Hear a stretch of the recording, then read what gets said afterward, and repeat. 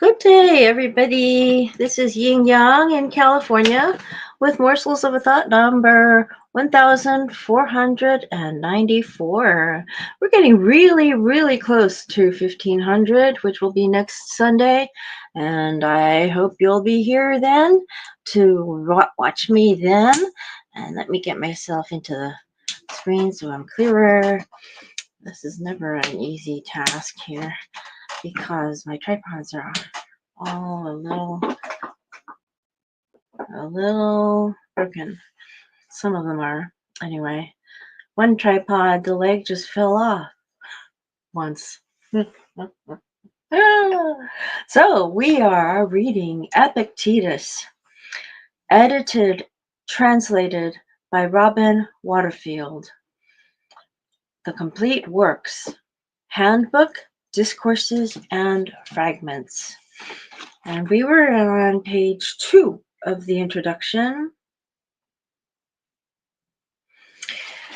If we understand that our happiness does not depend on our bodies and possessions and careers, but on the mental faculties that are up to us, we will free ourselves of negative emotions, those that are not supportive of our natural potential for goodness. And our rational faculty, the distinctive part of a human being, will begin to work better now that it is uncluttered by unnecessary reactions. It will begin to judge things correctly, and since everything bad that happens to us is the result of our own wrong judgments, we will start to live well. It is a fact of our human nature that we all have the resources we need to achieve happiness and a smoothly flowing life. No one empowers or disempowers us except ourselves. Moment by moment, we need to assess our mental condition to make sure that we are focusing only on things that are up to us and not letting externals worry us. That way, we can take control of our lives. This focus on what is up to us increasingly aligns us with the capital R reason that guides the universe, which is God. For the human soul, in its rational aspect, is a fragment of God. Rationality is our birthright and an inalienable human capacity. When our rational faculty is working well, we can act freely as independent and responsible moral agents, perpetuating the divine plan for the world by always acting virtuously. And virtue, which is the proper functioning of the soul in accord with its nature under the guidance of reason, always fulfills and benefits us and those around us, so that virtue is the essential prerequisite of happiness and peace of mind. If we are virtuous, nothing external to our minds can make the slightest difference to our happiness, not poverty or ill health or even the imminent prospect of violent death. We therefore need to safeguard what is ours, our mental faculties, and turn away from everything else. Since it is our nature's goal to be rational and to act virtuously, it is the job of philosophy to help us realize this potential by curing us of attachment to everything about us that is not conducive to this end. By relying on reason and focusing only on what is up to us, we will be fulfilling our nature as human beings, which is happiness, and there is no one in the world who does not want to be happy. It will take hard work and total commitment, and no one should undertake the work unless they are prepared to change. A teacher such as Epictetus can show the way, but he cannot do the work for us. Theory, information, and advice from others are useless unless they are acted on and put into practice by the student. Now, this is exactly what my live show is entirely about. And I just took out a bookmark that I need to keep in here. And my show is about bringing virtue into the world, hoping to entertain you with a little bit of wisdom, a morsel of a thought of wisdom every day, and wisdom being part of part of part of wisdom is knowing what to do and then actually doing it, as Epictetus has said as well, is the creation of virtue. And what we want to do in this world is create more virtue, right? So I want to inspire you guys to have a great day with virtue, with morsels of a thought. And you turn those morsels of a thought into virtue where you choose, where you want to, where you need to, where you have to, where you will, where you would. Anyway, Epictetus's life. Little is known of Epictetus's life beyond what we can read in his discourses. He lived from circa 50 to circa 130 Common Era CE. He was born a slave in the city of Hierapolis in what is now southwestern Turkey. Hierapolis, sacred city, was famous for its hot springs and its temple of Cybele. Oh, oh, Kibele is what they called her. I remember her. I remember her when I was in Turkey. Kibele was her name. Cybele. Oh, I was even there at the hot springs. I'm really excited now because that was Pamukkale, we called it then when we got there. Pamukkale. You will never forget the words if you say pa, mu as in a cow, kale, like kale, a cow eating kale. Imagine, just go pa and imagine a cow eating kale. Pamukkale is the name of that city, and you will never forget the name again. Oh my gosh, this was Kibele, the great mother goddess of Anatolia. Anatolia is right next to Persia. How and what, actually, I think it's part in that area, the borderline between Turkey and Persia, Iran. How and when Epictetus came to Rome is unknown, but he worked there in the household of a powerful man, Tiberius Claudius Epaphroditus, perhaps as a kind of personal assistant to his master. Epictetus was a Greek, a Mediterranean person, and he was enslaved to another Mediterranean person. Although slavery might be based on race in the ancient world, and so-called inferior races were despised as such, most ancient slavery was different from the modern version in this respect, that it was far less likely to be based on race. Generally, people were either born into slavery, as Epictetus was, or became slaves after defeat in warfare. Epaphroditus was himself a freedman, a former slave, who had risen to be one of the Emperor Nero's secretaries, responsible for receiving and sifting petitions. Can you imagine being a slave and well educated? Epictetus mentions an Epaphroditus 3 times in discourses. One of these mentions is indifferent. That's Book 1, Chapter 1, verse 20. But the other two come with a sneer. Book 1 from 19 to 21. Book 1, 26, 11 to 12. The Epaphroditus of 119 is certainly Epictetus's master, but the other two might be different men. The name was not uncommon. So, Epictetus comments caustically on life in the imperial court, but it is unlikely that he experienced it directly. He arrived in Rome after Nero's suicide in 68, and Epaphroditus was probably not employed by any emperors after Nero. Epaphroditus played a role, by the way, it's spelled Epaphroditus. Epaphroditus played a role in Nero's suicide by holding the emperor steady as he thrust the dagger into his own throat. Wow. What a way to live. What a life. For this, he was condemned to death many years later by the Emperor Domitian, sometime around 95. Interesting. Epictetus's experience of slavery marked him for life. More than any other ancient philosopher, he insisted that however else one describes the goal of life, it must be a state it must be a state of freedom where everything that happens to a person is, quote, in accord with his will and no one is able to impede him, end quote. Book 1, paragraph 12, number 9. Slavery most frequently occurs in the discourses in this metaphorical sense, but Epictetus reflected on literal slavery as well. At 1.13, he claims that the institution of slavery is not natural, but a matter of human convention. By nature, all human beings, whatever their status, are equal just because they all possess reason.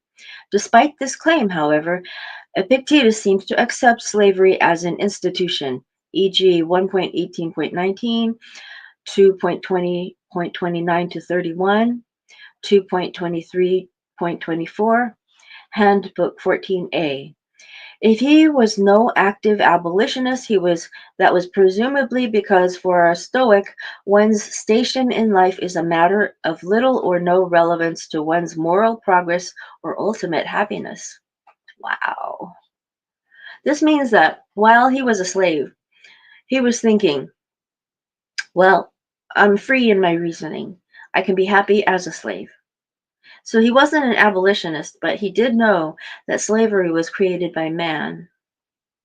So, anyway, even while enslaved, Epictetus was permitted to attend the lectures of the foremost Stoic in Rome, Musonius Rufus, 1.9.29. But otherwise, as a slave, his education may have been rather sketchy. We should probably think of him as self taught to a great extent, or even as contemptuous of much learning. His speech in the discourses has few of the flourishes that embellish the work of educated orators and writers. His cultural allusions are limited largely to myth, Homer, and popular drama.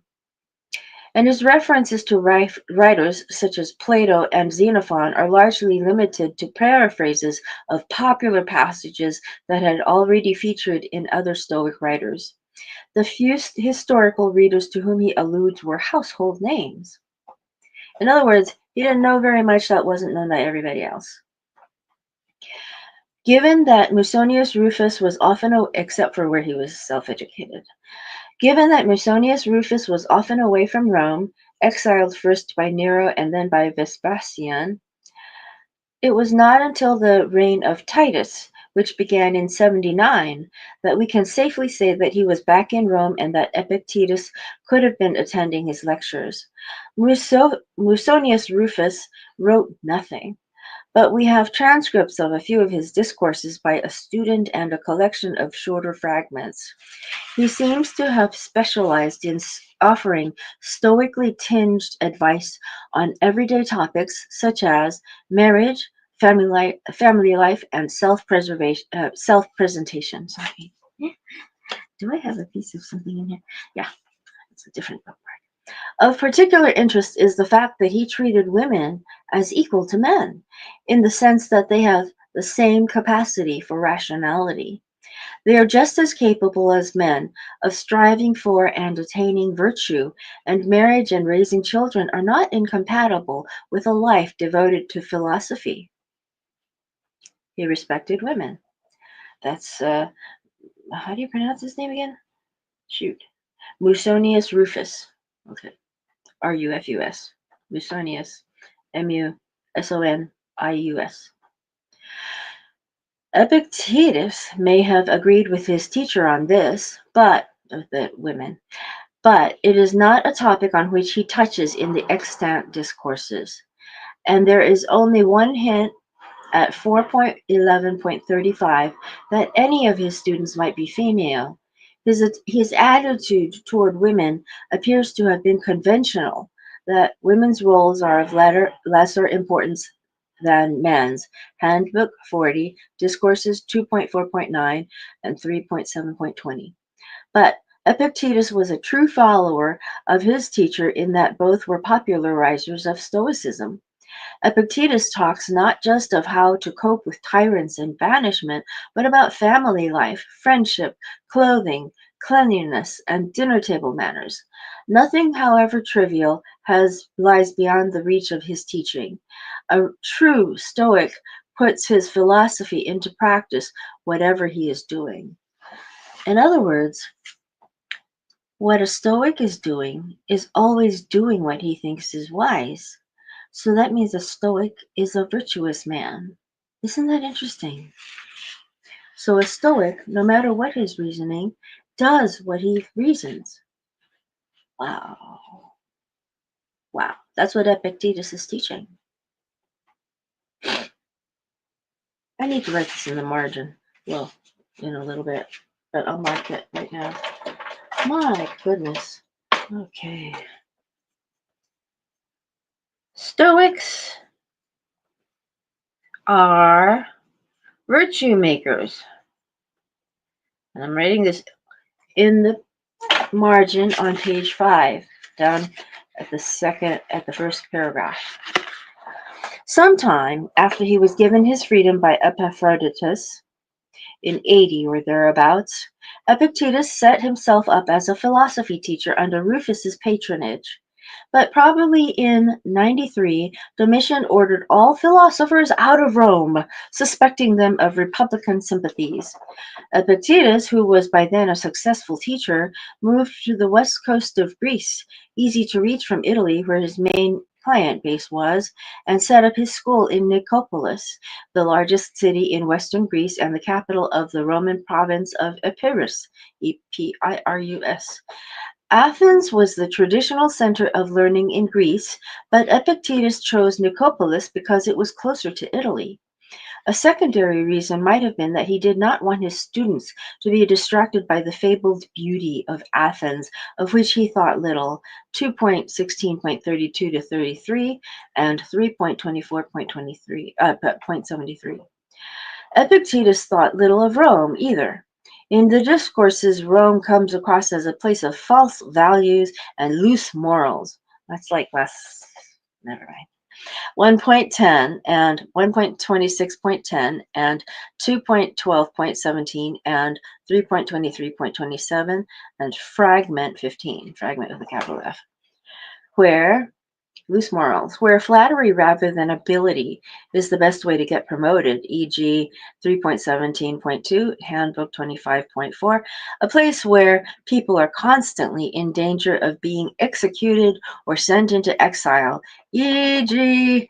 1.1.22 to 24 and 1.1.30 and 1.2.21 and 1.10.2 and 1.25.20 and 2.1.38 and 2.6.20 to 22 and 2.7.8. A place, therefore, that is seething with hostility toward the emperor, 3.4.7 to 8, and where secret policemen entrap people into treason, 4.13.5 and C 3.4.8. Okay, C 3.4.8, it tells me to go there. 3.4.8. Oh dear. Okay, 3.4. Turn the page. 3.4.8. C point. Okay, 8. I'll read this paragraph out loud. Where is it? Oh. Well, do you think Zeus is unaware of this? Doesn't Caesar receive reports about what people are saying? What does he do then? He knows that if he were to punish everyone who spoke badly of him, there'd be no one left for him to rule. Okay. Okay, I saw that part. And above all, a place dominated by the emperor, who is often called a tyrant, especially in 1.19 and 4.7. I'm going to circle this thing. I saw it. C 3.4.8. Done. Okay. All right. After Domitian's death in 96, Epictetus probably could have returned to Rome, and passages such as 1.29.37 through 39 might imply that he made an occasional voyage back, though with Epictetus it is often difficult to separate fact from one of his flights of fancy. But essentially, Nicopolis remained his home for the last 35 years or so years of his life. He was less well off than he had been as a teacher in Rome, 3.5.9 and 3.26.31, but he seems to have attracted enough students to make a living. In keeping with his teaching, he probably lived frugally.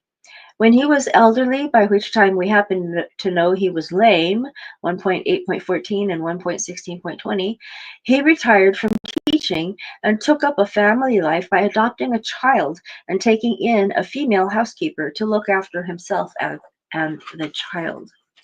Now, the next part we're going to read next week will be Arrian, Arrian, Arrian and Epictetus's discourses. It's an introduction to those. And then an introduction to the handbook and an introduction to Epictetus's school. Now, this is all in the introduction. Epictetus as a teacher, and which we've already kind of touched on, and Stoicism, a sketch of Stoicism. We've already got a little bit of a sketch of Stoicism just right now by realizing that the Stoics felt that you had to do. Stoics were doers, according to Epictetus. Epictetus's Stoicism is next. After that, we will not necessarily get to until the week after. And then Epictetus on philosophical training. So it starts going to his opinions. And then general exercises. There are going to be exercises in important theoretical principles and maxims and possibilities, especially negative ones, either in general or at the start of the day, so as to preempt disturbances and to assess one's progress and to always, these are 1, 2, 3, 4 points. This is point 4, to act always with reservation so that one is never thwarted. Wow. This is very much like Kung Fu, I tell you. This is really, really like Kung Fu. This is like the Roman version of Eastern martial arts. I mean, let's see. Next week will be number 1501. Wow, this is really, really, really cool. Okay, I'm gonna put my comb in here. Uh-oh, dark rubber band fell on the floor. Okay, I will see you tomorrow, and I hope you will have a great day. Okay, old Kinderhook. Bye bye.